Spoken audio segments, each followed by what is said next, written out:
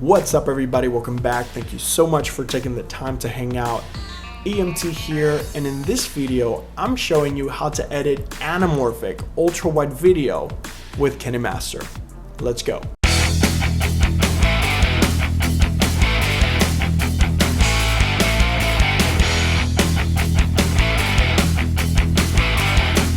Now, if you've ever wondered why some films have black bars at the top or at the bottom, or maybe even to the sides of the screen, that is because there is a wide variety of aspect ratios in the videography world. Now, this video was filmed using 16:9 aspect ratio. This is one of the most popular ones because most cameras and smartphones will default to this aspect ratio. And the reason for that is because most TVs use that 16:9 aspect ratio. And sometimes people will add the bars after the fact, top and bottom, to give it a little bit more cinema-like look. 16:9 is mostly used for broadcast and television, while wider aspect ratios or taller aspect ratios might be used for cinema. In this case, we're using ultra-wide anamorphic.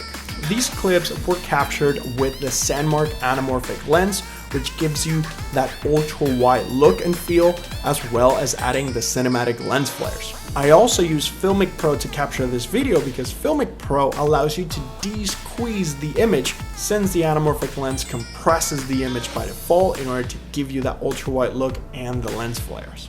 Now, I wanted to add a little bit of extra context regarding the SANDMARC anamorphic lens and Filmic Pro. The image that you see right now is being captured by this combination, and everything seems skinny, tall, and kind of squished in the middle. Filmic Pro helps us compensate for this phenomenon using the 133 or the 155 anamorphic adapter setting. This will make your footage look a little bit more natural than it did before. Filmic Pro also gives us the option to adjust our aspect ratio. In this case, I'm selecting 239:1, which is the closest to 135:1, but in reality, you can experiment with all these different aspect ratios and find the right fit for you. We even have the option to crop the source to the overlay, which means that the final video will be cropped right at the very edge of the darker gray overlay.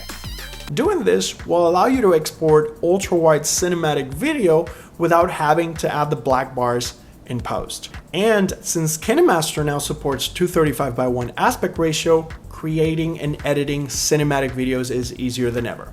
Let me show you. First, let's create a brand new project by tapping on the plus button. And on this screen, we get to choose the appropriate aspect ratio for our project. But in this case, because I have 235:1 aspect ratio videos, I am going to select that aspect ratio so it's native ultra wide. Now notice how the preview window is more of a longer rectangle than before.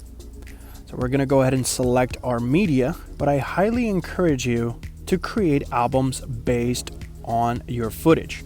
That way you can group them all together, and all you have to do now is search for that album and simply include those videos in your timeline. Once you've made your selection, tap on the check mark at the top right of the screen, and there you have it. Now your footage is in your timeline. Once you add your clips to your timeline, you can select them and enhance them with filters and different adjustments that you can gather from the asset store. Keep in mind that some of these effects and transitions might be disabled with the wider aspect ratio, so take some time to explore what works for you.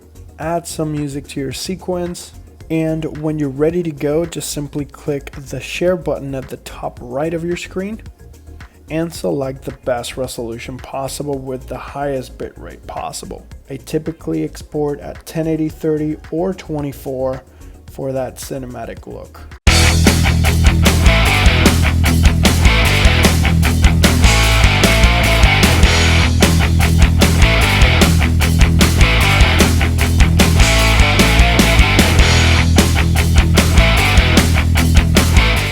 But I want to know what you think.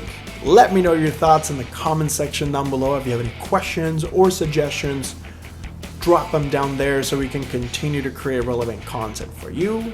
Don't forget to hit that like and subscribe button. And if you have not downloaded KineMaster yet, the link is down in the description. You can also find it by searching for KineMaster in the Google Play Store and the App Store.